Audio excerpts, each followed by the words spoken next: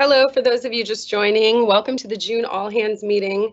We're going to get started in just a couple of minutes before I turn it over to Superintendent Kang. And in the meantime, we have just a few announcements and reminders from DCHR, from HR at OSSE, and feel free to take a look before we get started. Thanks.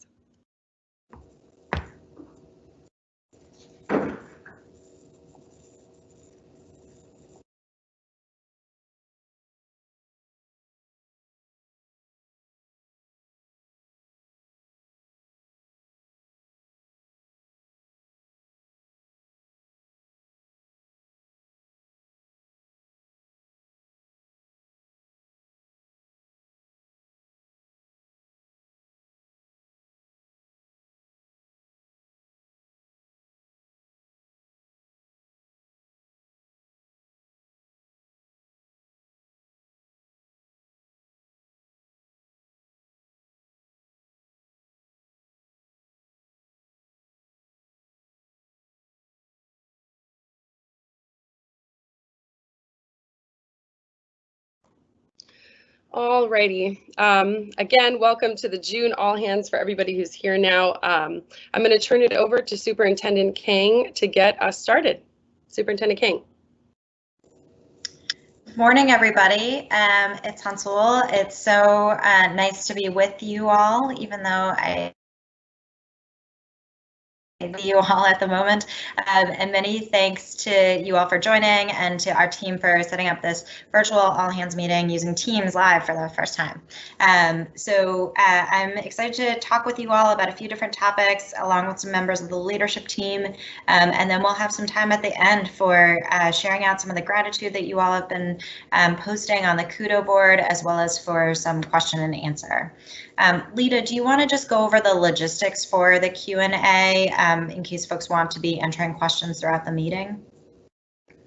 Yes, so if you have any questions, either throughout, we'll have a section for Q&A once in the meeting, and then later on we'll have an open forum. So if you have any questions, type it into the chat and we'll push them through and try to get as many questions answered as possible.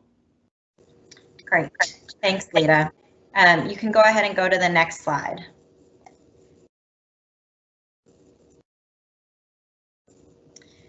So I first just wanted to start by saying a huge thank you to all of you. I am so proud of our team at OSSE and how we have all transitioned to this this crazy world that we find ourselves in. We all moved to remote operations very quickly and without a lot of time for planning and preparation, although the folks who did lead that planning and preparation did an incredible job. And I'm so proud of how we all have moved to embrace this new scenario and made sure that the important work that we do on behalf of students and families across DC has continued. I'm so proud of how we have shifted to make sure that meals can be served in our schools and LEAs and child development facilities are getting the answers they need to be able to serve those meals, to how we've shifted to telehealth operations for our Part C Strong Start program so that our infants and toddlers with developmental delays continue to receive the critical services they need, of how we've shifted to creating policies and guidance that need to be updated far more frequently than documents we may have worked on in the past, and just have a wealth of that kind of information living on our website now, to how we've shifted to help educators teach in a remote setting that they had not prepared for or taught in before, and just so many other areas. And so I just want to say an enormous thank you to all of you for how you've embraced and again remained committed to our overall vision and mission at a time when the work that we do, I think, can feel distant at times given the public health circumstance, but is actually more important than ever before as we think about how to ensure that our students are not only healthy and safe, but also can continue to learn and be supported during this time. We will also be doing a broader gratitude exercise later, but I wanted to start with that message of thanks. So we can go ahead to the next slide. I also wanted to introduce you all to a new member of our leadership team. His name is Jay Huey, and I'm going to turn it over to him in just a minute. But Jay is our brand new Chief Information Officer who leads our Division of Systems Technology. We are thrilled to welcome him to OSSE. And so I'm going to turn it over to Jay to just say a few words. Thanks, Sul. It's really great to be here. When I first started talking with Sarah, I told her I could find technology anywhere, but the people and the mission here are really special. And it's been a completely warm welcome. To Hansul's point, it's been a different kind of welcome. We haven't been able to be in the office. I hear there's a really great tradition of baked goods, so I'm excited for those when we finally can. But much like all of you, I've been teleworking and have seen some of you in meetings, but if not, please reach out. I'd love to get to know you more. And it'll be over video, but it's been a great way to get to know the team and everyone else. So thanks so much. Great. Thank you, Jay. So with that, we wanted to spend a few minutes on the next part of the agenda, just sharing some updates related to COVID. I know everything can feel related to COVID right now, but just a few key high-level updates for our agency. So first, we can go to the next slide, Lita. So first, I just want to talk a little bit about reopening. So as you all know and may have seen in the coverage, the mayor announced that the reopening phase 1 began on May 29th. And so that is the phase that we are currently in.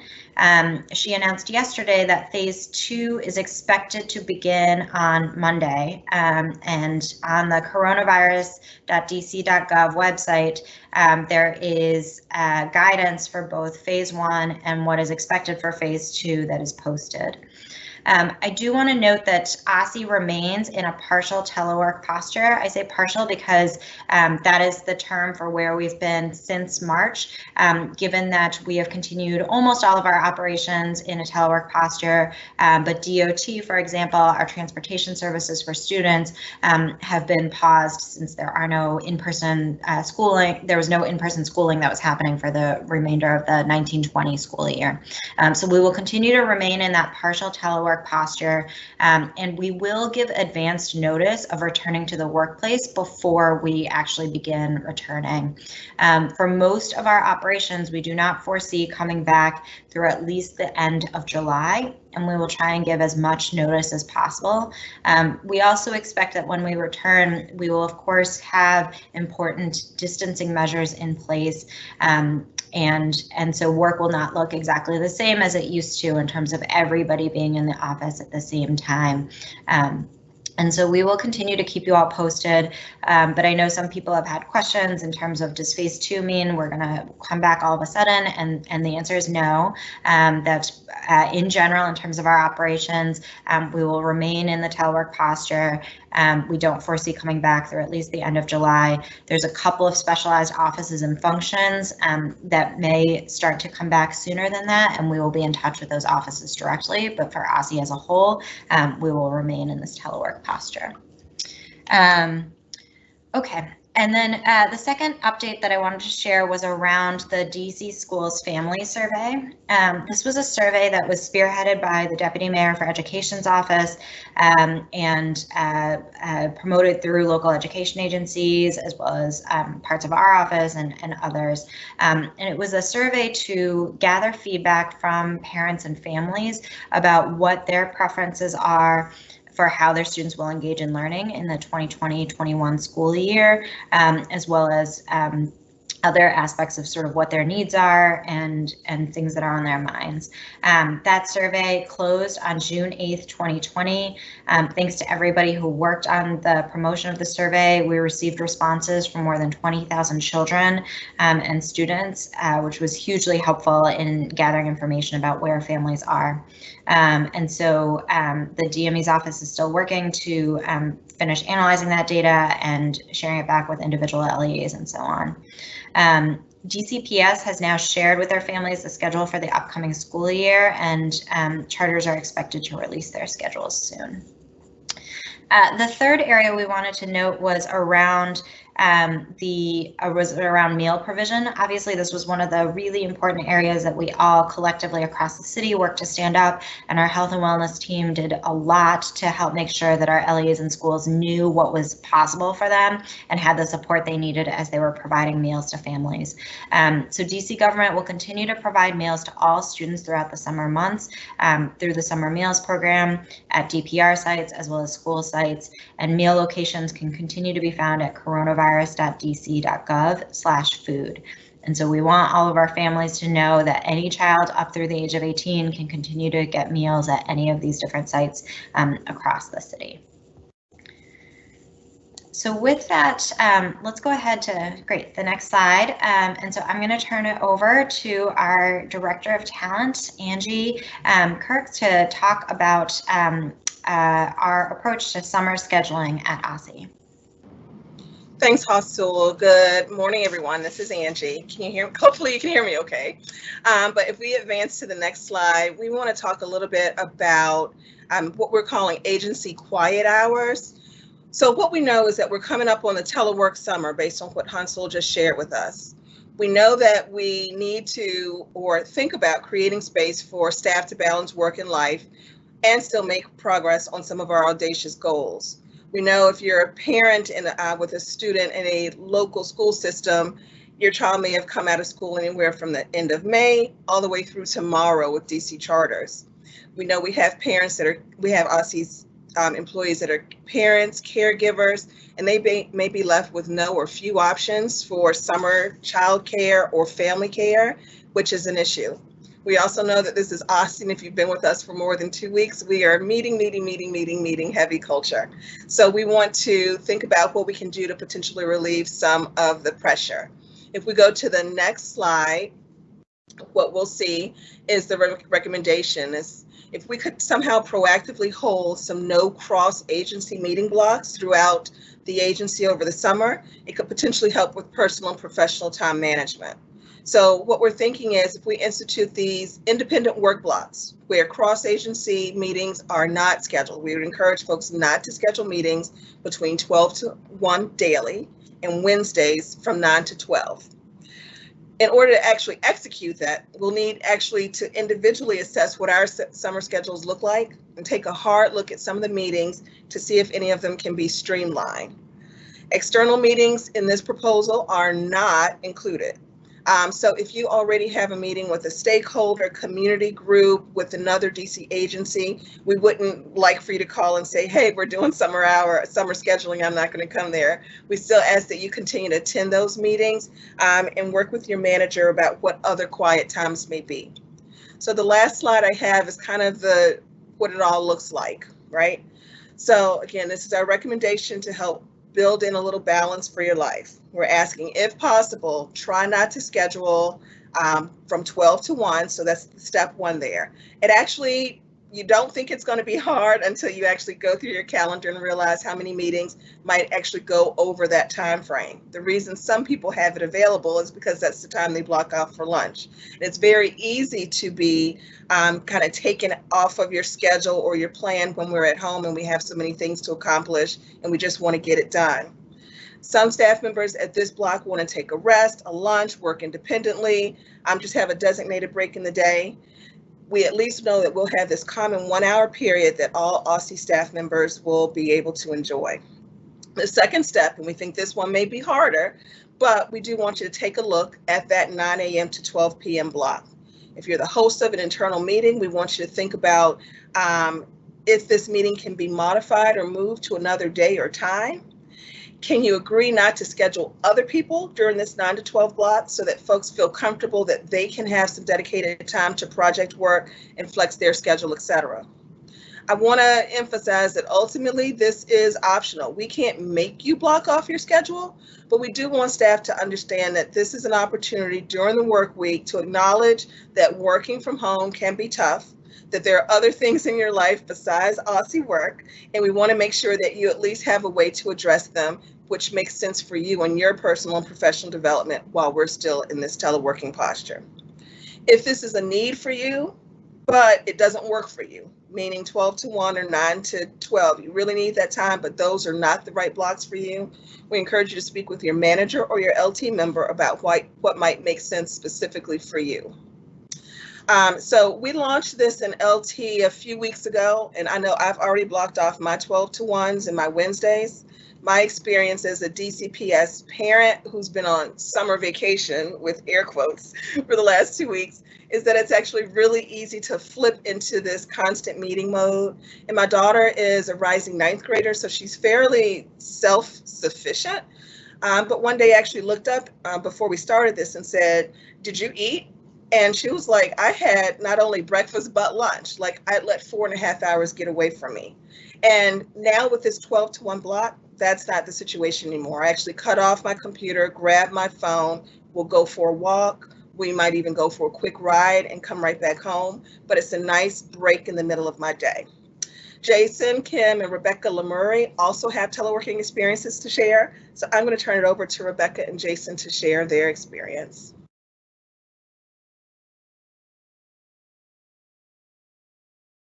Rebecca? Got it. I'm here. I'm just unmuting myself and turning on my camera. Hope everyone can see. Good morning, everyone. Thank you, Angie. Happy to share. I think when we first started teleworking, my first priority was to figure out how to keep the team connected. I wasn't so much worried about the work, like the work is going to happen. I feel like DAR staff, might lose a limb in the morning and trying to figure out how they can get work done in that same evening. So I wasn't so concerned about the work, but in a typical environment where we're all on the same floor and we walk over and ask questions and interact, really wanted to make sure to keep the team connected. And so we quickly established some weekly division all hands meetings, just focused completely on updates and team building. So make sure everybody's aware of what's going on and making sure that we are staying connected. And as updates started waning, as things started to become more solid, we shifted mostly to team building. And now that we've been out of that a while, we're working through what those meetings look like long term. But because of the culture we've built and will continue to build, we're thinking through those things together. And so I would just suggest to the group, if you're feeling disconnected or disjointed, I would encourage you to dedicate time for making those connections, whether it be setting up activities with a team you lead, or blocking time with coworkers to think through ideas and sometimes just decompress. I feel like our time together has really made things much easier. I know for me, and I would hope that the team would say that as well. The next thing that I was concerned about was my own health with diet and exercise. So that was sort of next to tackle, but a little bit easier. So if you find yourself sort of skipping workouts and eating junk food or too many Cheez-Its, you know who you are. I think I would say what worked for me is just to dedicate like an idea, decide at least 24 hours in advance, like what you're going to eat and what your workout will look like the next day, and write it down. And decide when you're writing it down that you will do it. And so just something about writing it down ahead of time and deciding you're going to do it ahead of time just makes it way easier. It's totally magic. Trust me on that. But as telework started to wind down, I think the biggest problem that I've encountered is really outside of work. And it's really being present and home around my family without able to be present with them. Like I'm not able to. When school was in session, it was a little easier because everybody was doing work. But now it's like I'm home, everybody sees me home, and I see them home. But for 8 hours a day, we have to be around one another and not interact. And for those of you with small children, I imagine it's 100 times worse. So for the first few weeks, I really just muscled through it. For another few weeks, I sort of separated myself, like in the basement and during work time. But what I've found really works is just to embrace it. I started by eating lunch with them every day, but have now sort of found myself reviewing my schedule ahead of time to try to carve out 30 minutes here and there to connect. This means that I work like into the evenings almost every day. But for me, it's working much better than I was doing before. So I would suggest for those of you who are struggling with that, to the extent that you can, have those moments and there's plenty of time to catch up when folks are sleeping. At least that worked. That was my experience and worked for me. So again, thank you, Angie, for this opportunity to share. I hope that some of those suggestions helped folks. That was awesome. Thanks. Jason, would you like to share as well? Sure. Hi, everyone. I think for me, when thinking about this question, my natural instinct is just to think that it's just been extremely challenging in the professional and personal aspects of life. But when I think a little bit about it deeper, challenging is kind of one way to look at it, but it's also really awesome and satisfying to think that we're getting a lot of work done, and I'm getting a lot of work done with everyone in operations and the entire agency. In the initial part of like this whole telework period, it was kind of challenging because operations tends to have some really hands-on physical functions, and we've worked around that. But I would also say that for the things that weren't necessarily hands-on, things such as like technology has just really helped to bridge that gap. And on a more personal side, naturally, kind of as an introvert, I thought it would be a lot easier with the telework, that it wouldn't be as much of an adjustment.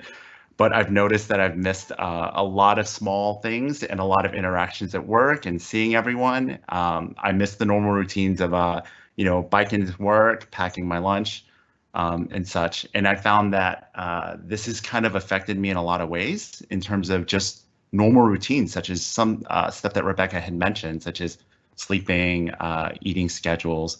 And, things have only kind of been amplified by a lot of the stuff that's been going on outside of COVID and the telework.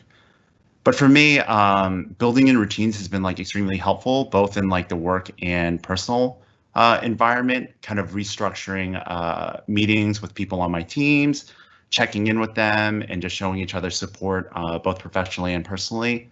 And then also in my personal life, just carving out some time.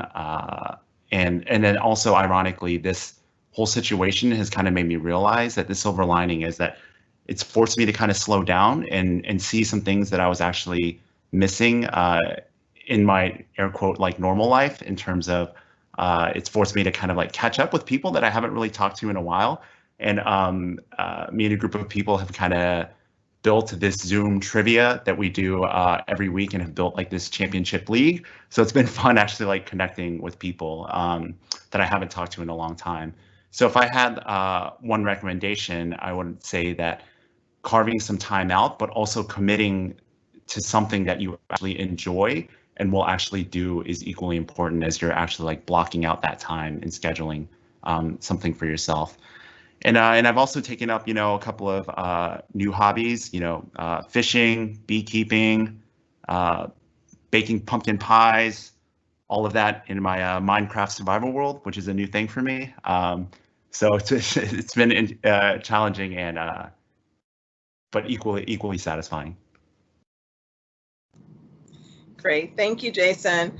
If you have any questions about scheduling summer hours, please feel free to reach out to your manager and/or HR, and I'm going to turn it over to Hansel. Thanks so much, Angie and Rebecca and Jason, for sharing. I think you all know, but just in case it wasn't clear from the remarks, Rebecca Lamery is our Assistant Superintendent of Data Assessment and Research, and Jason is our Assistant Superintendent of Operations. And again, Angie is the Director of Talent. I really appreciate everybody sharing a little bit about what their lives are like. And I know that everyone's situation is different. Everyone is figuring out both their professional schedule and their personal responsibilities in their own ways. But we wanted to share just a few of those examples as just food for thought in terms of ways that different people are finding balance, or as much balance as we can, or finding ways to make this workable in their own individual situations. So with that, I think we can go to the next slide, where we wanted to talk with you all a little bit about an important way that we are helping prepare for the next school year with our LEAs, schools, and educators. And this is around the idea of guiding principles for continuous education. So before I get into the meat of this, I want to just share a little bit about where this idea came from. So again, I know that we all had to move. Actually, Lita, if you can stay on the title slide for just a minute. I know that we all had to move very quickly from the sort of what we thought of as normal school, all students going to school every day, all of us going to work, to this remote posture very quickly this spring. And because of that, because of the suddenness of the shift to the remote posture, we knew that all of our schools were trying very hard to stand up remote learning, but that was a big shift for them, and they hadn't necessarily planned for it. And so what remote learning has looked like for our schools and LEAs has looked very different from place to place.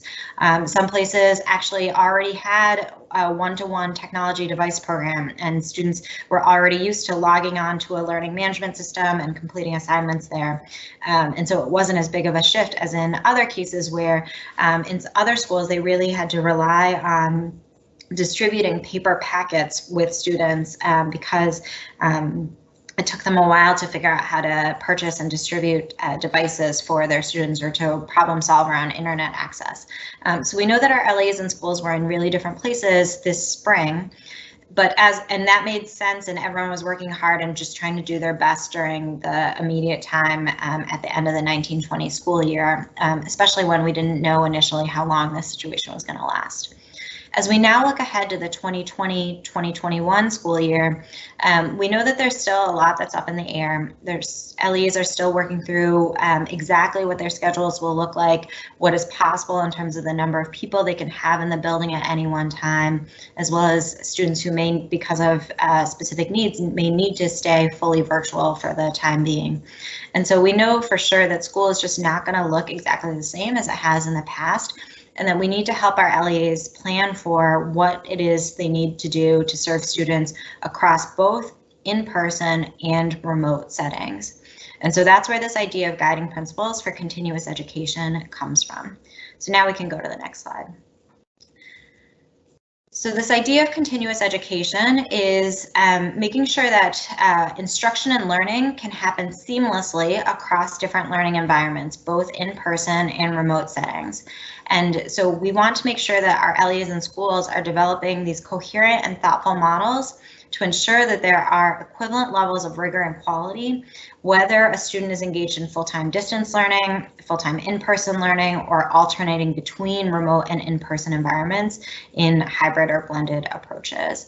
And we also want to make sure that LEAs are planning for the possibility that there might be future periods of emergency when distance learning is required for all students. So in case, we hope this doesn't happen, but if there are further spikes of the virus in the future, if all schools have to go to a remote posture fully for a period of time, we want to make sure that they are better prepared to do that. And so the guiding principles around continuous education are a way to say now, as we look ahead to the next school year, how can we make this work across both remote and in-person settings, knowing that some students will be switching in between, some students will be full-time in one setting or the other, but all of our students need to be able to learn during this time. So we can go to the next slide. So what we've done is developed a set of draft guiding principles for continuous education with the help of many team members within OSSE who work on these different areas. And then we have taken those draft guiding principles and we've shared them with some stakeholders for public comment, and then are right now in the midst of reviewing that feedback, and we will be finalizing these guiding principles for the next school year. The idea of these guiding principles, again, is to help set expectations for LEAs so that they know what they need to be planning for, and to help them develop effective and equitable continuous education models that meet the needs of all students, and then also to help families understand what they can expect to see for their students. We know that one of the really critical things is making sure that families are full partners in this work. That is always important with school, but even more important now when a lot of learning is happening actually in the setting of the home. So the three pillars we've come up with are outlined here in terms of high expectations, equity and access, and family engagement. So when it comes to high expectations, it's this idea that LEAs should have a coherent academic foundation in their continuous education model that continues to uphold academic standards in core content areas, and ensure that they have an instructional model that takes account of the different ways that students need to be learning. So thinking about what kind of learning is happening in a synchronous way, meaning that students and teachers are present at the same time in sort of live instruction, whether that's in person or via webinar. And then what kinds of learning are happening asynchronously, meaning at different times. So this may be when a teacher records a lesson of some kind that then a student can watch whenever they are able to, and then may complete some independent work. So what kinds of learning are happening in these different settings, and how are you planning for that delivery? The second pillar is around equity and access, making sure that LEAs are addressing the social, emotional, and mental health needs of all students, as well as meeting the unique needs of diverse learners, with a particular focus on students with disabilities and English learners. We also want to make sure that LEAs are making sure that students have access to the technology they need to fully participate in the continuous education model, both devices and internet access. And finally, we want to make sure that LEAs are focused on the other critical parts of student supports that come with school. And then the third pillar is around family engagement. So making sure that LEAs are treating families as critical partners to enable continuous education and providing them with clear, frequent, and accessible communication.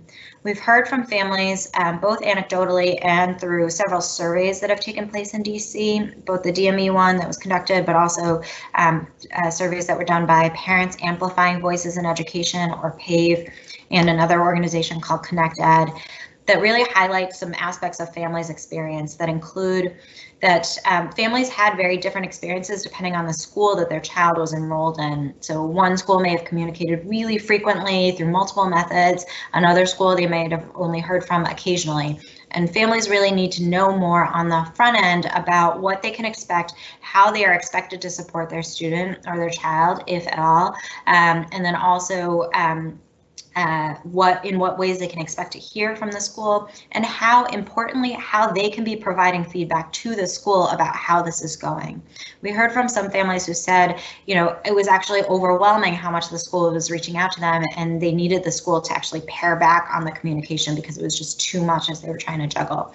In other cases, families felt like they weren't getting enough information, and the school was assuming too much in terms of what the parent might be able to do, when actually, you know, the school needed to be clear on the front end and have the ability for the parents or family members to give feedback about what was and wasn't possible. So again, we know that schools are really trying and have been really trying, but we hope that setting out these guiding principles will help them organize their work and make sure they're thinking through different aspects. And so far, the feedback we've heard, we've gotten some feedback certainly on areas where we could be clearer or more descriptive or more detailed, or other sort of places where people feel like we could push more. But in general, what we've heard around these guiding principles is appreciation for OSSE putting these out and saying we are still aiming for our students to learn, and we need them to learn as much as possible, that remains critically important, even as we prioritize the basic health and safety for everyone. And then the second thing we've heard in terms of appreciation has been that the level of detail in the guiding principles is helping LEAs and educators and family organizations think through different aspects that might not have been on their minds. So making sure that LEAs are really thinking not just about the building setup they need and making sure there's hand sanitizer and cleaning supplies, but also really thinking through these aspects of delivery of instruction and access for English learners and family partnerships and so on. So many thanks to everybody who's helped shape these draft principles. The next steps from here will be we are taking that feedback and finalizing those principles, and then all LEAs will be submitting plans to OSSE as part of their waiver of instructional calendar requirements that describe how they are meeting these different pillars and principles. We will ask for detail, for example, around how they will be doing that instructional delivery, what their model will look like, or how they are planning to engage and communicate with families. So we will look forward to getting those submissions from all LEAs, and we'll be posting some version of those publicly as well. So with that, yeah, so I think we can take some Q&A around this. So Lita, feel free to take the slide down and we can go to any questions we've received. Let's try and start with questions on this topic, and then we certainly have some time for open Q&A later as well for any other topics that may be on folks' minds. Yep, and let me pull them up. And everybody, thank you for your patience. We are still trying to figure out Teams Live, so thank you all so much for bearing with us. So we have a number of different questions, Hansul. So let me just get to the ones that are related back to the guiding principles before we get to the other questions. What are the results of the 180-day waiver OSSE offered to LEAs? How many applied, and were all requests honored? Yeah, that's a great question. So we got applications from every LEA, which is what we asked them to do. We asked them to submit an application to us to either ask for a waiver or demonstrate why they did not need a waiver. And so we have been hard at work reviewing those plans, and I believe we've either approved them all or are very close to approving them all. We had said to everyone that our goal was to get to yes with everybody.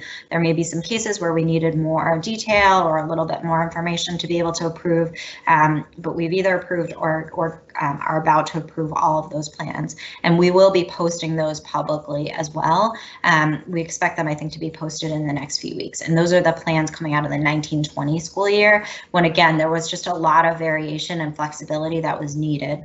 As we look ahead to next school year, it's those same 180-day waiver applications that we will be seeking, but because we will have the backbone of the guiding principles, we expect these applications to be a little bit more detailed and to have a different standard for what our expectations are, because we need to be able to plan more for this whole upcoming school year.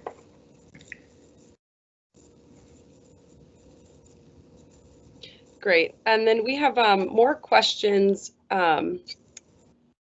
So how about this one? Sorry, most of these questions are related back to telework. So if you want to answer these now, Hansel, if we want to wait till the end. Let's wait till the end, but let's keep going so that we can make sure we have plenty of time to get to those questions. Okay, sure. All right, so with that, we wanted to also take a little bit of time, as I said in the opening, to have some time just to share gratitude with one another. We earlier this week sent out a link to a gratitude exercise on a platform called Kudo Board, where staff have been posting messages of gratitude for one another, for our team at OSSE. And we'd like to just share a few examples. And then we encourage you all to continue posting to this board and visit it over time. So we know that we're all going through a lot. I think that our team can help support one another during this time. And so we encourage you all to continue to use the board to post other words of gratitude or to visit it just to see the words that have been posted by other folks. So I'm going to turn it over to Lita to just share a few of the examples of the gratitude we've seen already. Yeah, so this was really, really exciting, and thank you all for starting to post. This, I think it's just a really fun exercise, and just to hear from you all and see photos and everything. So I'll just read a few of these quickly. These are some of the first few that got posted in the last few days. This one is from 8. Oh, did I go back? See, didn't I tell you guys we're still trying to figure it out? It got stuck somehow. Okay, so from Adrian, kudos to the State Advisory Panel on Special Education, also known as SAPSE, who managed to complete their meetings for the school year 2019-2020 virtually and currently drafting their end of the year report to Mayor Bowser. SAPSE can't wait to convene with parents and families in person. Till then, they have flexed their technology skills and have done such a phenomenal job adapting. SAPSE is administratively managed by Adrian Rodriguez in the Community Learning and School Support Cluster in K-12. So thank you, Adrian. And then Shadon Huffman shared this beautiful photo, spending this time with my daughter. She will be a senior next school year and then college. So I'm enjoying being able to have some more family time. And then Jacqueline Coates shared a great picture of being outside, getting some exercise, some fresh air. Even though we are in the midst of a pandemic, I managed to continue to get up, pray, exercise, walk, or ride my bike. I lost my dad and his twin brother, and I'm grateful that I have a supportive network of people. Some days are better than others. And the last example that we have up here is from Gene Thomas. I want to send a special shout out to Mr. Chapman of the OSSE Southwest Management Team. He has been open to assist all of us during these trying times. If nothing more than a simple checking on you to an encouraging word, he has been there. So from Southwest MVOs and bus attendants, we salute you, sir. Thank you. So just some really, really nice examples, and thank you all so much for sharing those with us. Thank you, Lita, and thank you so much to the team members for sharing those beautiful words. Jacqueline, I just want to say I'm so sorry to hear about your loss, and I know there are various members of our team who have been going through some really challenging times, and I just want to extend my sympathy, my thoughts and prayers for all of you. And I also just want to thank the beautiful post from Gene Thomas from the Southwest Terminal. I know that our DOT team has been working really hard to be reaching out to the members of our OSSE family, even those who may not always be as connected through these virtual platforms. And so I'm so glad to hear that it's been meaningful, and just encourage everybody to continue to find ways to connect and support one another during this time.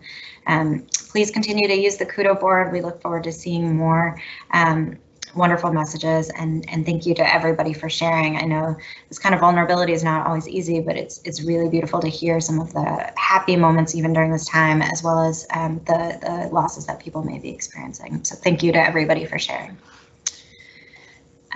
So with that, Lita, I think yeah, we can go into sort of open Q&A time. So I know we had a backlog of questions already, and we will try and get through as many of these as we can. And if there are any we don't get to, we'll try and address them in future issues of the OSSE Wire.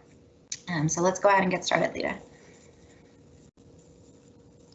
Okay, let me read just a few off. I'll just start at the top. Will our office design change? Yeah, so let me back up by saying the city has asked each agency to establish an agency reopening team, and so we are working to do that. And I'm sorry, everyone, I'm just getting a note that my network signal is not working well, so I'm just going to try and strengthen that. Hopefully you all can still hear me. So every agency is establishing an agency reopening team. Our operations division is establishing that team, and will project manage this, but we will be working with representatives from every division and team across the agency to work on exactly what our plans need to be for reopening, not only at 1050, but also in all of our different locations, our terminals, the Strong Start office, GED office, etc. And so the rec, Sumner Museum, I promise I'm not forgetting any of you. We will make sure we're thinking through all of our different facilities locations. We are not at this time planning to change the core layout of our office, but we are certainly paying attention to the public health guidance and restrictions that are in place, as well as how we can best meet those. So there are restrictions around how far apart people need to be from one another. And so what that might mean is similar to what our schools are planning on right now. It may be that we are not all in the office at the same time, so that we can make sure that there's the level of distance that we need. But we are just starting to we are going to be working through all of those details closely with every division and team, and so we will stay in touch with you all. Of course, the safety and well-being of our employees is paramount for all of us, so we will make sure that our plans are fully in place before we start returning to work in person. Great. And then next question here, since we're at mandatory telework, can we write off our internet as work-related on taxes? I'm not sure you'll have the answer to that, Hansel, right now. I certainly don't have the answer. So that is a good question. Next question, with how efficient we've learned to function in telework, can there be consideration that when this is all over, OSSE will continue to allow more telework options? We should consider decreasing least cost by encouraging more telework all around? Yeah, I think I would answer this by saying, you know, I heard from some of you when we first went to this posture, just that you were grateful that we as an agency had a telework policy in place and it had at least some plans already for just allowing for, you know, many of it. Before this, we had routine and situational telework agreements that many folks had worked through that just gave us a little bit of an infrastructure to learn from. And then obviously we've all learned a lot since then about Microsoft Teams. We're still learning, and other platforms that help us collaborate and get work done remotely. So I would agree that we've learned a lot about how to do this work. And as I said, I imagine that we will continue to have, even once we return to the office in person, some mix of us, that there will continue to be a mix of that it's not going to look exactly the way it looked before March for quite a while yet. So I do expect that we will continue to lean on and use these different tools and strategies that we've developed. I think for what this might look like once we're truly past all of the restrictions and so on, I think that's still a ways off. But certainly we at OSSE have always prided ourselves on continuous improvement and learning over time. So I think we will absolutely look to continue to learn from what this experience has been for everybody and how we can adopt any lessons, keep things going that have been helpful and beneficial to us, even from this time. And I should also say a huge thank you to everybody who completed the staff survey. You all know that the annual staff survey has been deeply important to all of us. We will be talking about it at a future all hands meeting. But as you all know, there was a section around COVID and what this work from home time has been. And we're really looking forward to fully reviewing those results too, and just learning from what people said and your comments and so on. Great. And the next question, what if employees are not comfortable coming back to work, especially those who take Metro and the MARC trains? Yeah, again, I would say that I think this is not probably the right time to get into lots of individual situations, but what I would say broadly is that we are thinking a lot about what the reopening plans need to look like. There's a lot more to work through and a lot of information we need to share with you all about the steps we are taking and the possibilities that will be out there. But again, I wanted to just reassure everybody that this is not something we are going to rush. We will aim to give folks as much lead time as possible and to share that detail with you all as we start to get into the reopening phases. But again, we don't expect that to happen through the end of July at the earliest, we will be staying in touch with you all about both broadly what is happening and then any flexibilities that are available at the individual level. So I think more to come. Great. And what is the expectation for how people use those midday and Wednesday morning time slots? Yeah, I think people are going to use these times in a bunch of different ways. So the idea was not to dictate a particular use, but rather we know that meetings can constrain our schedules in particular ways. And so by establishing some blocks when meetings are not happening, hopefully that gives people a little bit more flexibility to set up their schedules in the way that they need to. So you all heard a few examples earlier in the meeting. I've heard from some folks who are using that time as a consistent time to touch base with their children of any age who might be in the house, just to make sure that there's like a set time when you're able to do that. In other cases, it might be a time to make sure you are having lunch and not just letting the day slip by without that. For me, I live in an apartment that doesn't have direct access to the outdoors, but there is a rooftop on my building, and I sometimes use that time to get up to the rooftop. And sometimes I answer emails up there. Sometimes I just try and take a little bit of a mental break, but it's a chance to just get some fresh air and see the outdoors for a minute before jumping back into lots of webinars and meetings. So I think folks will use that time in different ways. I think the longer block on Wednesday mornings that we're suggesting of fully 9 to 1, that then becomes an extended time that some people are using just for independent work, that it's a time when you don't have meetings, can really focus on some projects. And again, other people are using that time in other ways.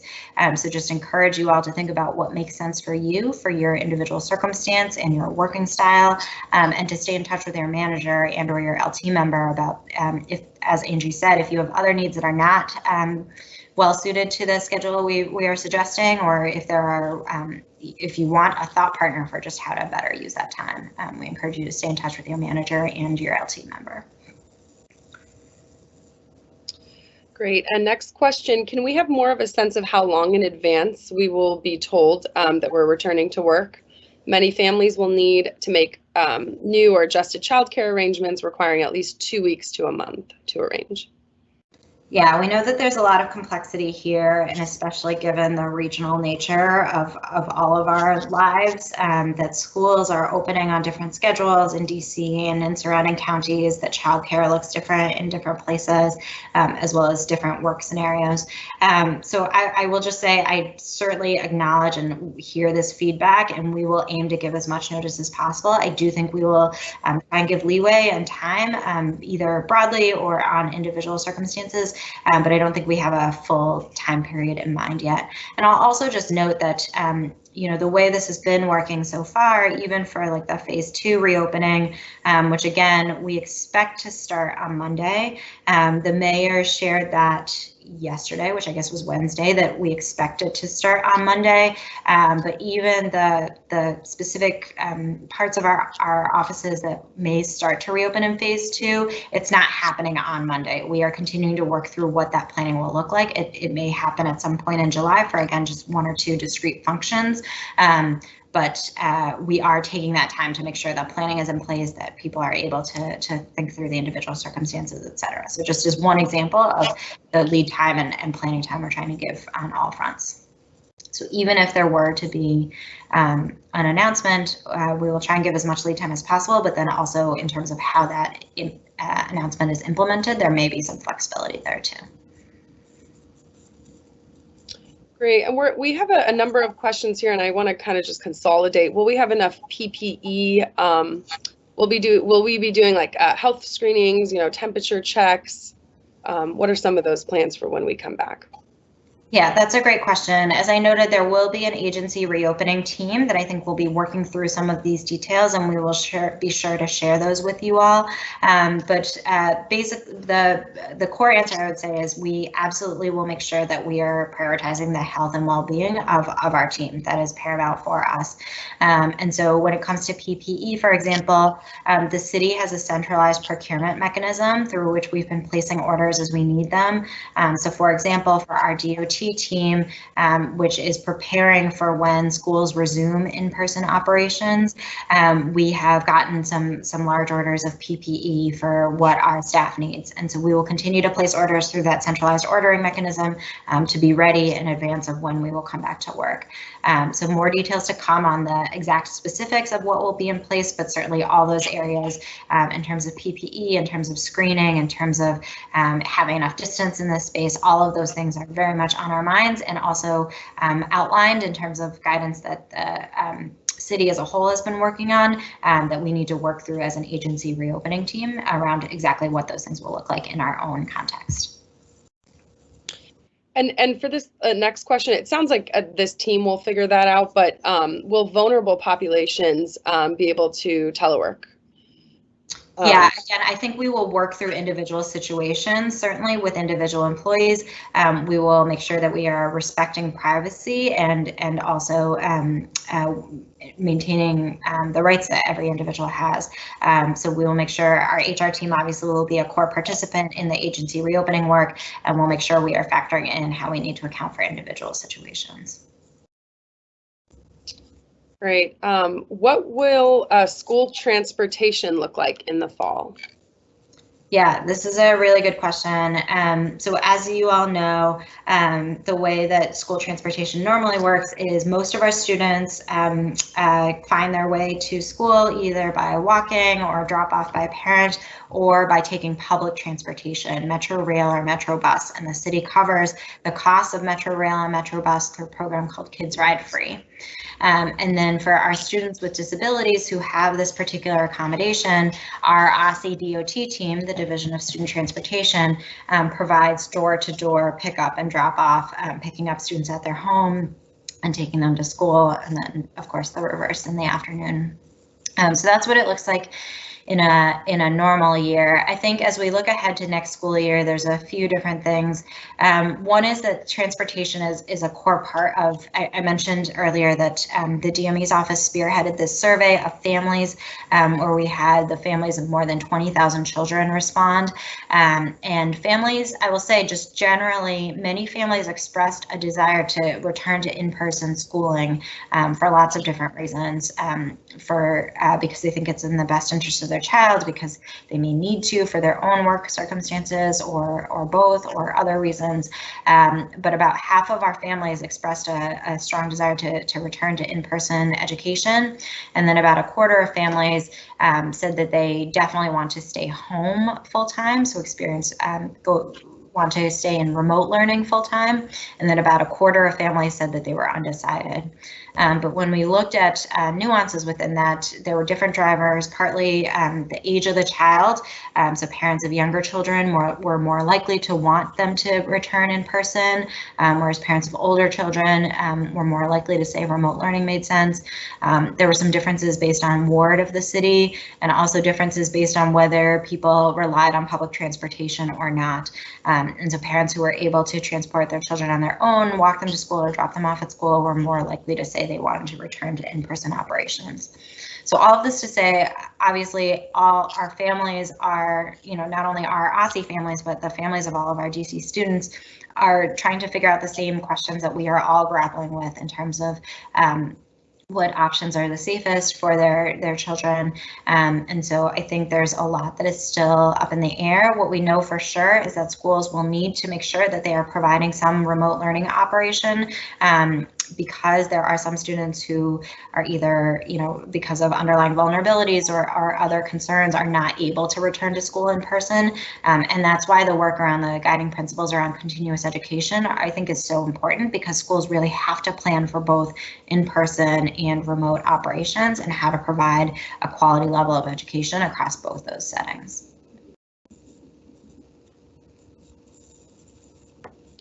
Great, and we have a number of other questions, Hansel, so if you want to take another one, that's fine, or if you want to close here. Yeah, I think we can take just one more question. And again, for everyone whose questions we weren't able to get to, I'm sorry that we've run out of time. I will say, though, that we are continuing on with monthly all hands meetings for the time being. Thanks for everyone who's reached out to ask for those, so that we'll have more frequent times to touch base. And we'll also try and look for ways to answer any remaining questions in the OSSE Wire and so on. But we can take one more, Lita. Great, and this one is related back to our guiding principles topic. Good day. Will OSSE consider transitioning from in-seat attendance to competency-based grading as a requirement for high school graduation? Oh, there's so much wrapped up in that question. Way more than 2 minutes worth. What I will say is we are going to be collecting attendance next in the 2021 school year. That's part of the guiding principles.